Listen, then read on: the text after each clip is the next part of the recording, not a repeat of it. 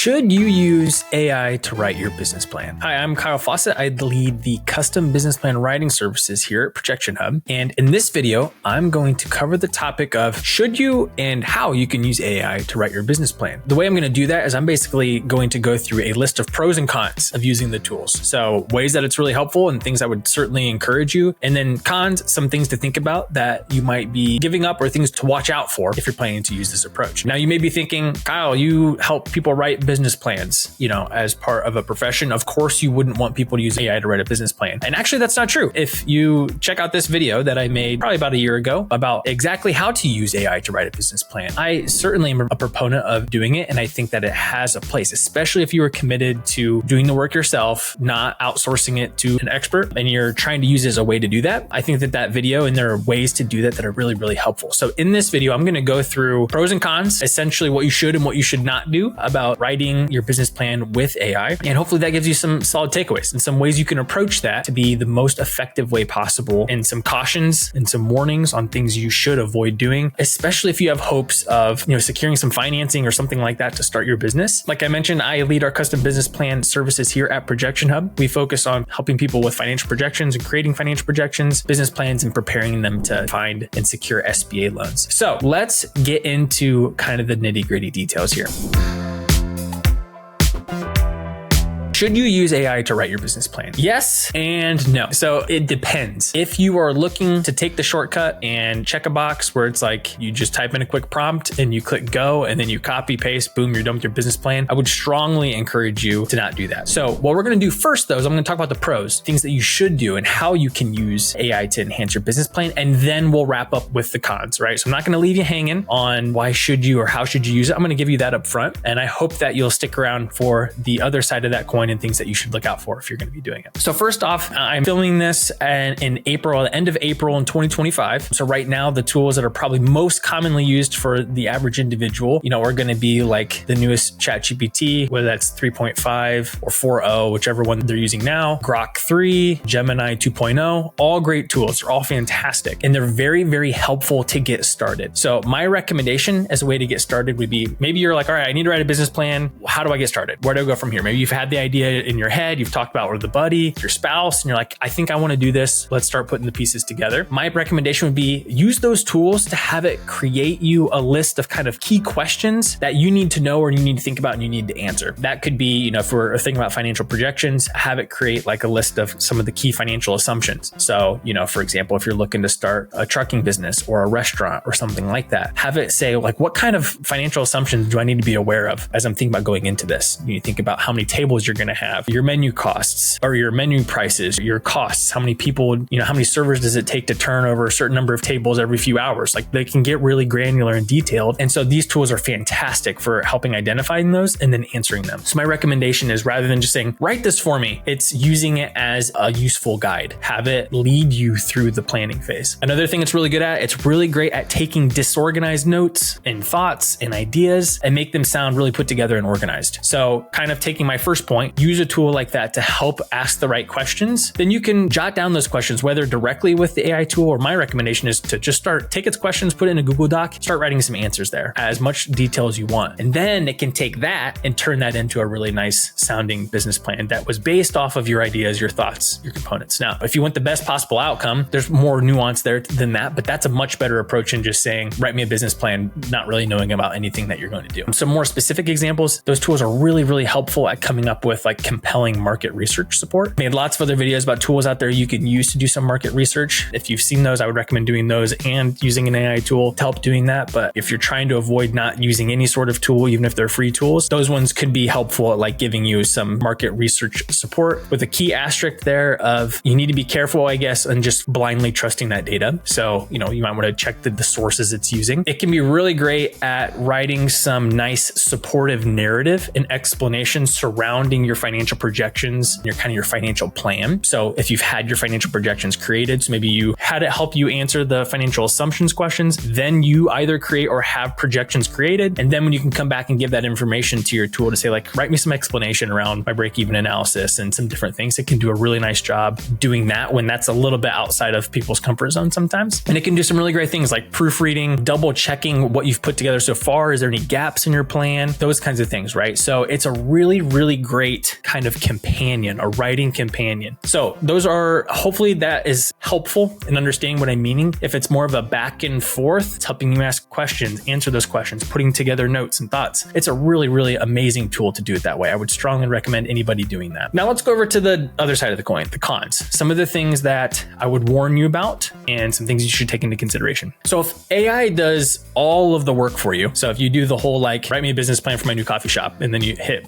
go, it's going to be super short. It's going to lack any important details. It's not going to be very in depth, and it's just not going to cut it for a lender, right? So it's not even necessarily about the length, even though those tools just like, they have a limit on the amount of context they're going to produce for you. So you want to kind of avoid that. Probably two of the biggest points I can make from this is you're not actually going to know or have a plan to follow when launching your business. Like that's the whole point of writing a business plan. I know a lot of times it's viewed as like an obligation, like, hey, my lender's going to ask me for a business plan, so I just need to give them something to check that box. You know, people who have a ton of experience are expanding their existing business, starting a business that they've already done before. Like maybe it's just second hat to them. Like, sure, they might be able to get away with a few pages of some notes scribbled down. But if this is your first time doing something like this, and especially if you're trying to get some funding secured for that, you really need to know what you're doing when you're getting into this plan. So that's the whole point of the business plan, not just a checkbox that your lender is going to ask for. You want to be confident that like, if I follow this plan, we should be successful. You want your lender to believe that, but you need to believe that too. So piggybacking on top of that, you're not going to be prepared to explain and defend your concept and your plan, especially to a lender or any other stakeholder, right? So you need to know your business plan better than anybody else does. So if we offload too much of that work onto another tool that's making its own assumptions in some cases, if we haven't given it enough instruction, or even if we have done the work of giving it a lot and we just trust whatever it says, then you might find yourself having trouble answering those questions, right? If like you don't know a certain thing that was said in your business plan because an AI wrote it, then that's not a great look for you, right? So we need to know it inside and out so we can defend it, sell it, whatever we need to do for a stakeholder. Now, this one I feel confident about personally, but you're also missing out on the opportunity to feel confident and validated in your idea, your plan. AI, especially as of today, is kind of notorious for telling you what to hear. It's really good at being able to find an angle that supports what you're trying to do. So if you just take it at its face value without really trying to force it to be critical of what you're doing and pointing out possible pitfalls, it might give you some sense of false confidence in what you're working on. But again, that's the work of meticulously building a business plan, whether it's from scratch or you're using that tool as a companion, an AI tool as a companion, can leave you feeling more confident about whatever your outcome is going to be. You know what's in there, you know it's a well thought out plan, and you can feel more confident. And if you still feel good about it, you get that good gut feeling that this is going to work. That's what you want going into this. You don't want to be like, I don't know if this is going to work or not, but at least I have a business plan that's ready to go. So some more things, and I didn't do this to like pile on the cons. Again, I think it's a very, very good approach. I think it's just important to be extra cautious when you're approaching this. So you're only going to get back what you ask for. You're telling AI tool, this is what I want, and it's going to give you that back. Even if you're using the approach I mentioned where it's like asking questions and answers and back and forth, and that's a really great way to do that. If you are only kind of doing this in that vacuum of you and this AI tool, you're going to be missing out on kind of the team of experienced people that you can trust and ask and answer the right questions. So another thing I would encourage you is to make sure that you still have some experts you're consulting, whether that's you're outsourcing it to professionals, like talking to a lender, talking to someone like ProjectionHub, or, you know, things like that. Have you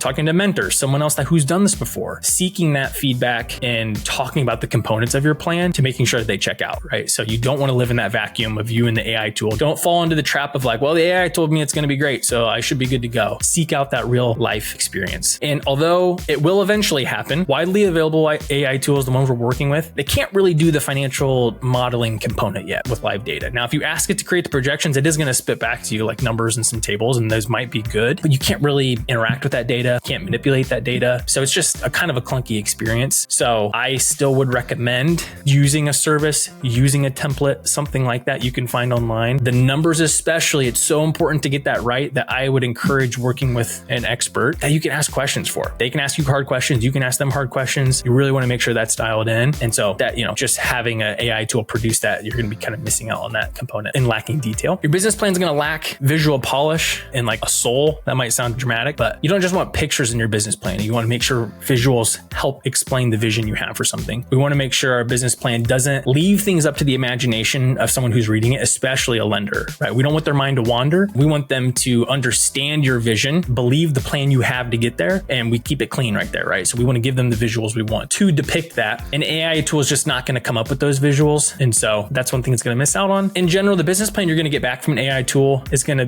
be more of like a classroom textbook version versus one that's catered to like your exact audience, your strengths, the strengths of the business, the opportunities of the business, things that are going to kind of set you apart. What type of lender are you working with? Because the structure of the business plan might change. Now, the AI tool could get there if you can like tell it what you want. But again, if you're lacking kind of that experience, then you might be missing that out. So if you're looking for a shortcut just to check a box, then you might just have the AI write the business plan and you can roll the dice on that. But if you're looking for like a tool to work with and enhance and make sure your plan is as good as it can be, then AI is an excellent tool to help produce your business plan. My recommendation is just still incorporate this expertise in your game plan. I'm not sitting here trying to sell you and say, you have to hire me to write you a business plan. You certainly don't, but just approach this with caution. There's a way to do it, and just trying to do it with the least amount of work possible is not the best way. Lean on these tools to be kind of like your copywriter, your fancy writer, but you're the one that's behind the wheel. You're the one giving it the ideas, the soul, the feedback. And one free offer I want to make to you is, even if you've gone and you've used AI to write your business plan, whether in the way I told you not to or in the way I told you that you should, I'll give you a free review. So you can check out our free business plan review. You can upload it there. I will record you a personal video, not one that goes on YouTube, where I will go through and give you some feedback and say, I think these are some components that you should be thinking about. Maybe you should add, or here's how I could help you take this to the next step. That's not always what happens. But yeah, short answer, you absolutely should use AI as you're developing and working on your business plan. It's too good not to in some components. Just a word of caution that it's not as easy as you push one button and it's as good as it can be for you. So please don't fall into that pitfall. But if you like this video, give it a thumbs up. Consider subscribing to the channel. If you have questions, drop it down below the video or reach us at support@projectionhub.com. Happy to answer questions directly. Check out that free SBA review. Take advantage of that. I would love to give you some feedback, and we will see you on the next video.